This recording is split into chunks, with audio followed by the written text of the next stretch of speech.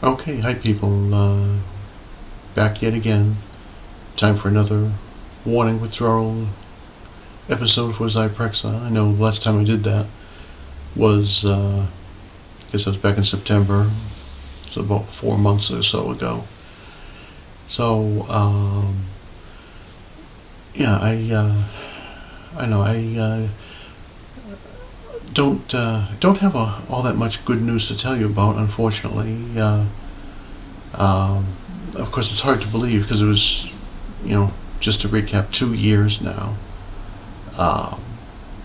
That's when I began to start weaning off of it, and so here we are, 24 months later, and I'm just still taking that microscopic dose of, roughly a quarter milligram or so, and so I'm trying to think.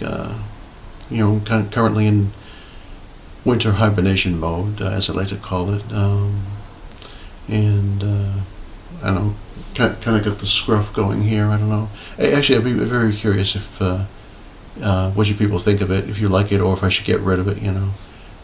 Personally, I think I'm going to keep it, or at least for the colder weather. All right, but when the warmer gets here, then it's coming off.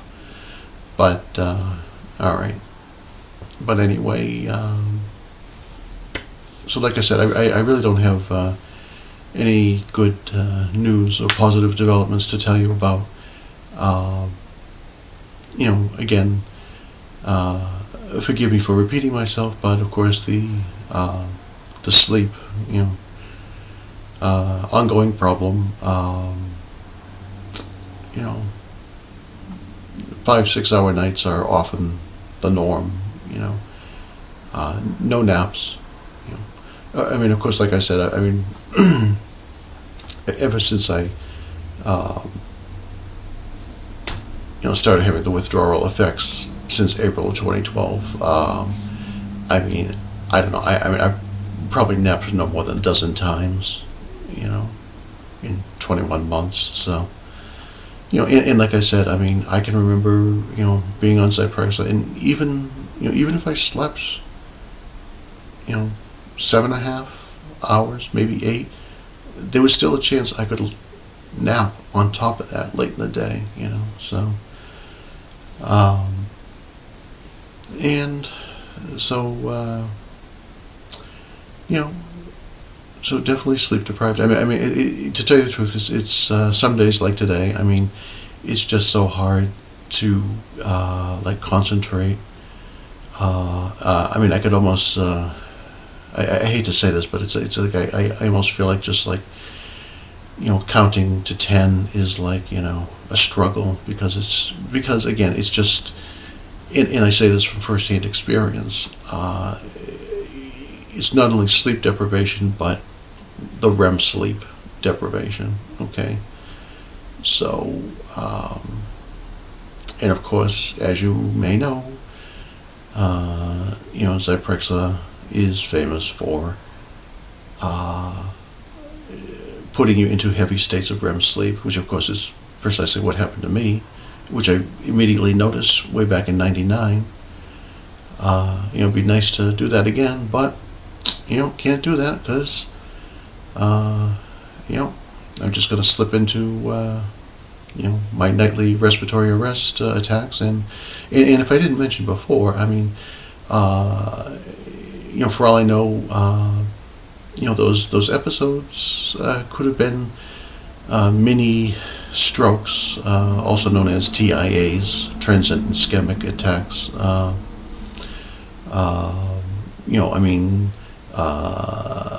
The neuroleptic family does have a scientifically proven basis. It's out there. The proof is there that, especially in elderly, these medications will cause strokes and such, and it looks like I was certainly well on my way to having that happen to me, and ever since I had that episode back on Memorial Day weekend last year, my attention span and everything has just been pretty much shot to hell, and so, so I'm sure, like I said back in those days, I'm sure I, probably sustained some kind of brain cell damage from, oxygen deprivation that time. So, so the sleep is, I don't know, it's rough. In fact, the other thing I was going to say was, now just like earlier in the month, I was having a couple weeks where I was doing better, believe it or not, and found myself getting into a pattern of not getting to sleep till 1:30, and being able to sleep, 7.5 hours maybe, so that was great. But, and to tell you the truth, and I was even feeling a bit, do I dare to use the word manic, and then, I don't know, after a couple weeks, it just came to an abrupt halt, and, I reverted back from, or reverted to, I should say, going, to the, to the 4 or 5 a.m. wake up, and whereas for those couple weeks, waking up 7:30, 8 o'clock, that was wonderful, but and of course, I usually don't get to sleep till 11, sometimes 12, so that's do the math, and if you can squeeze out 6 hours, you're lucky, right? But so yeah, pretty much half in the bag, as I like to say, and of course on the tinnitus front, that's been ongoing problem. You may recall how I had mentioned, I think last time around, how combine the tinnitus with literally my lifelong sensitivity to noise, and it could be pure hell, as you can imagine. And what lately has happened in the past month or so, and again, I have no idea if this is just tinnitus related or sleep deprivation induced, or a combination of both, or if there's something else going on, I don't know, but I'm having times where it's like sound is just like, I want to say like imploding inside my ears and my head. The best example I can give you is like, even while eating, especially something like, whether if it's, a salad or cereal or something like that, just the crunching of it is like, it's almost deafening, okay? And that's not a good sign, all right? So, it comes and goes, but I don't know, there just seems to be a lot of, well, actually, I now that I think about it, I want to use, the 3-letter term ENT, for ear, nose, throat. And of course, the doctors for those are otolaryngologists, if I'm not mistaken, specialize in that field. Maybe I'll wind up seeing one of those, I don't know. But no, the reason why I say ENT is because, we got, the hearing, not only the tinnitus, but now this, this just,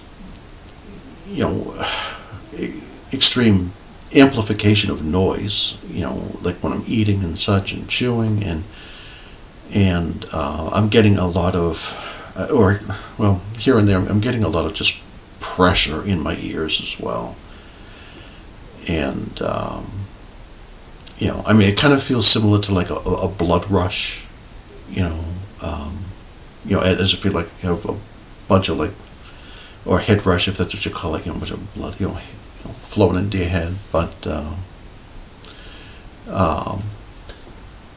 so I don't know what's going on, and I've also been getting a lot of, I've actually been, of course I've mentioned numbness too many times, down the side of the body, the extremities, but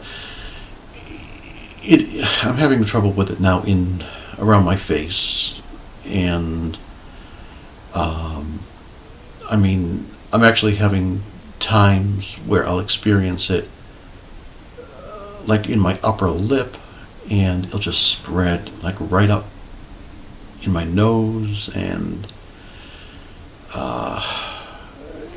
into my head, scalp.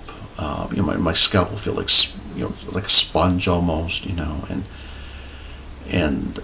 oh man, and I first started having this just over a year ago, and it's been intermittent since, but just this past month, I don't know what's going on. Just things just seem to be spreading and amplifying, and so I don't know. I'm not too optimistic about what the future holds here. So, but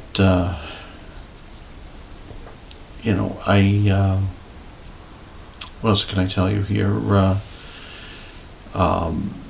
And when I mentioned the throat, as far as the ENT aspect goes, I am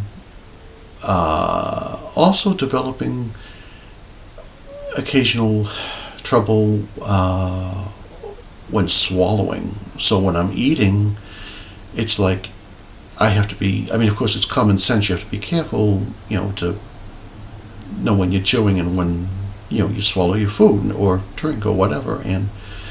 But now it's like, and see, like I touched upon with my having difficulty just focusing, okay, and if I'm not paying attention, to what I'm doing and what I'm eating, it's like I'm really running a risk now of choking. So this is yet another thing. I have to be on alert and make sure I'm paying attention to what I'm doing.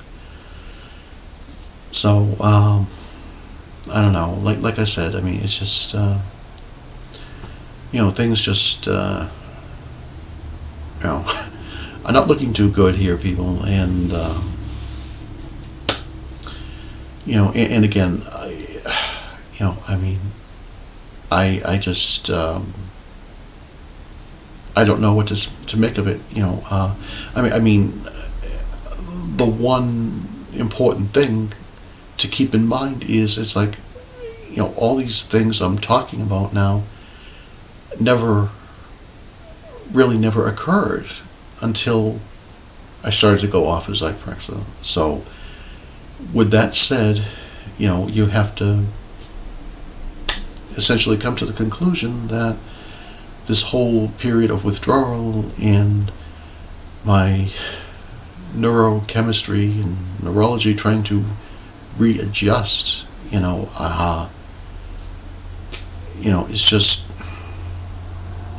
here we are, like I said, almost two years later now, and who would have known that, all this time later, I'd still be dealing with this. So, but, and I can also just actually tell you on a couple things relating to medications is that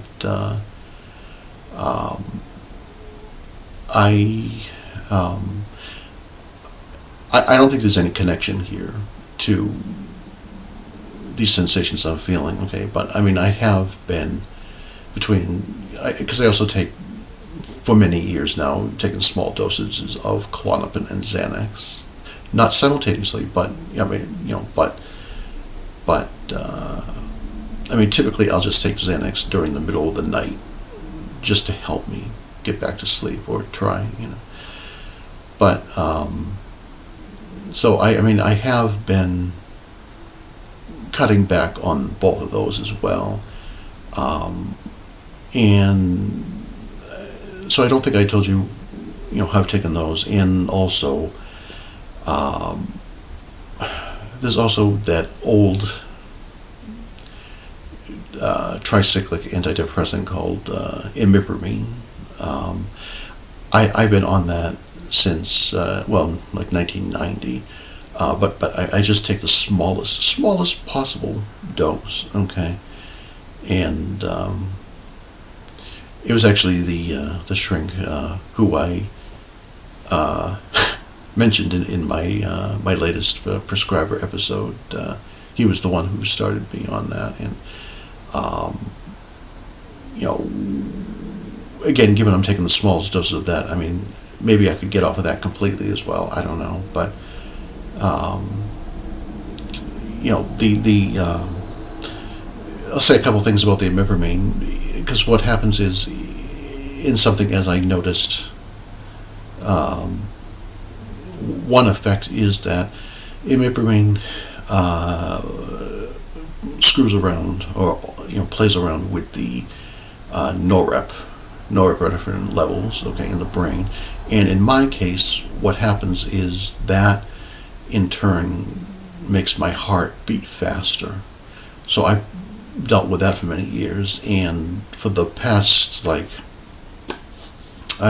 years or so, I pretty sure I never mentioned this to you, but I do take a beta blocker, or called Corguard. Nadolol is the other name it goes by. And I will say, I have actually had good results with that. So that's one of the very few times you're ever going to hear come out of this mouth saying good things about a medication. So,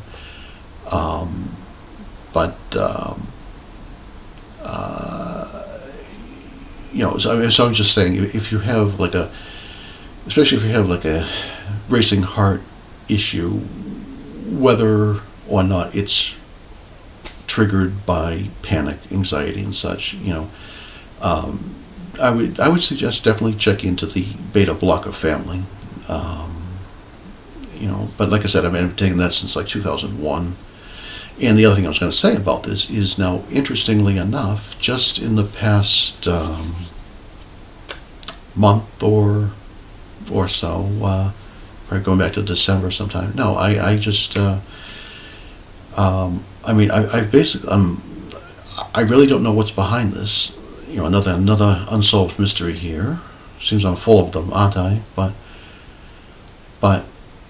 I am taking only maybe 25 to 50%, so only a quarter to a half of what I had been taking for several years. So I don't know if this is maybe Zyprexa withdrawal related. Having I don't know. Perhaps having all this time now, the lower dose of Zyprexa, maybe that has in turn reduced the need for me needing the beta blocker. I don't know, but of course, good luck for getting any answers from any of the so-called professionals out there in the world. But we are entrusting our lives and our health to. But that's a scary thought. But I'm trying to think what else I can tell you about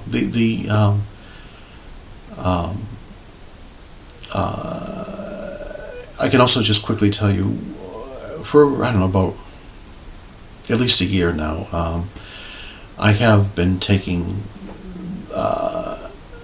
small doses of that CoQ10 supplement. When I say small, I'm only talking 50, 60 milligrams, just once a day, okay?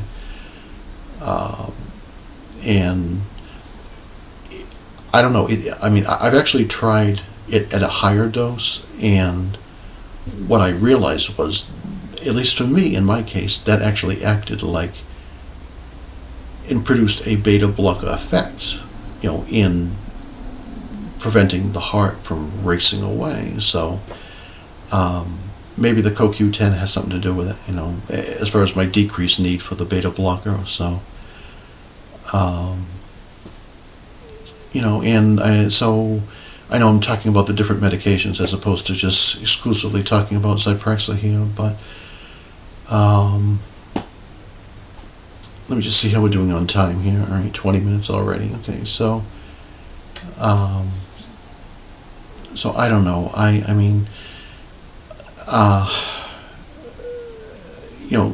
That pretty much wraps it up. Like I said, I'm again, like I said, the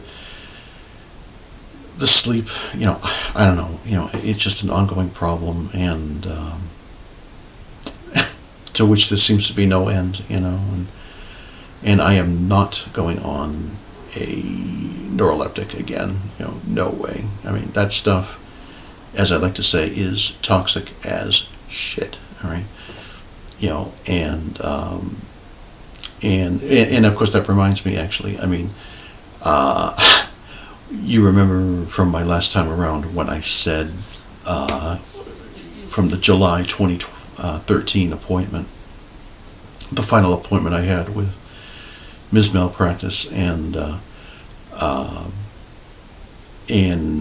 that was when she came up with the outrageous, Zyprexa is beneficial comment. And of course that was the icing on the cake, you're out of here, all right? No, but seriously, because for somebody, I meant to say this in the latest prescriber episode, but I'll say it here. Seriously, for her or anyone prescriber to say that it is beneficial, okay? As far as I am concerned, that really is the same as saying, oh, well, cyanide is also beneficial, right? Yeah. These people need a serious wake-up call, in what they're doing, and but we all know where we stand on that, and from my own experience, and I know you've all had yours as well, so over the years, so I don't know, but like I said, so I don't know, hopefully I'll get some sleep sooner or later. I know God only knows when that's going to happen, but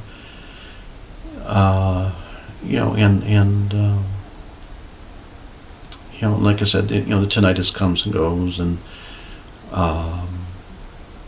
it can be, as I said, it seems to have like this pattern of staying with me for like a 3 to 5 day duration, and then I make it a break of a day, possibly 2, and then it comes back, for another. So I have no idea why that's happening,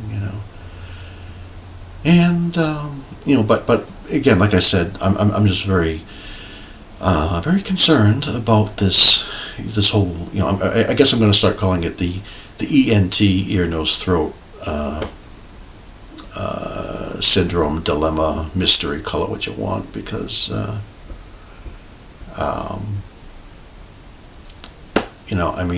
I just there's just something going on, and me, the eternal hypochondriac, just having a very hard time dismissing this. So, and just to drop a little, another little tease of something else I'm dealing with as far as my primary care doctor, and of course I have very little contact with him in his office, and I'm not going to bother telling you the whole story, but it seems that they are no longer interested in speaking with me and hearing from me and communicating with me. So that's nice. So I mean, it wasn't bad enough, getting screwed by, Ms. Malpractice with what she did, the legalized drug pusher. So, and no, but see, as far as the primary care goes, whenever I try to mention what I've been through or what I'm going through with her, through the years and through withdrawal, they don't want any part of it, okay? And rightfully so, because they have no involvement, no jurisdiction in this, you see. And, it's just one nightmare after another, right? But, so I don't know, people. So, probably other things I wanted to say, but I don't know. I'm sleep deprived. And just on a related note, yes, I am tired, okay? But I know I said this a long time ago, but it bears worth repeating. When you people like myself, and I'm sure this is applicable to many of you out there, our minds are very powerful in the sense that, at least for me, I mean, I'm very susceptible to the power of suggestion, and what I tell myself, has the potential of becoming reality. And what I mean by that is, if I think bad thoughts, then I'm going to feel worse, and so this is why I say, as far as being sleep deprived and such, yes, like I said, I'm tired, but see, if I keep reiterating and focusing on how, and telling myself that I'm tired, you're just stabbing yourself in the back, so, as I've said before, it's easier said than done to not think about it, but that's my little, tip of the day, I guess. So, just, or as, I mean, an old acquaintance once told me, this is like, I don't know, 10 years ago or so, and he was right on the money when he said that,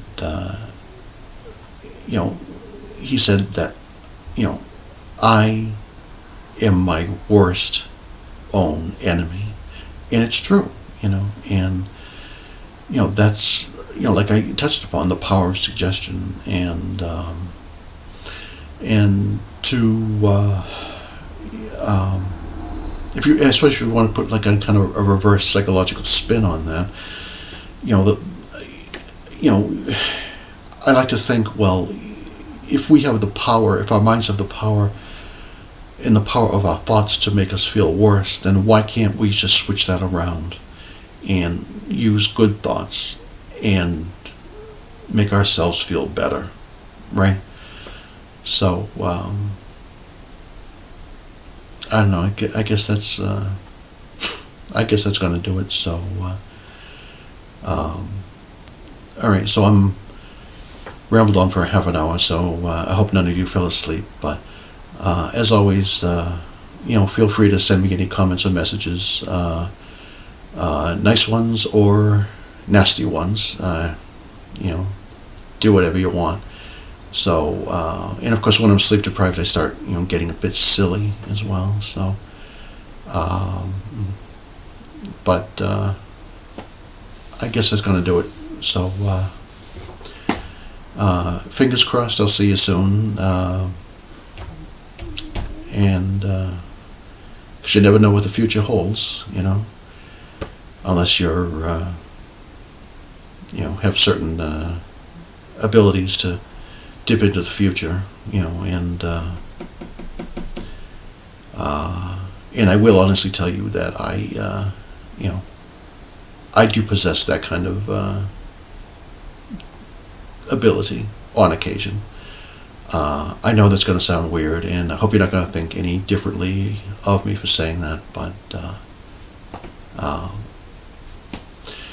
my, as I said early in this clip here, no, I just, I'm just not too optimistic on things, all right? So, I know I shouldn't say that, but I'm not going to lie to you, all right? So, okay, so, like I said, hope to see you soon. All right, bye, people. Bye.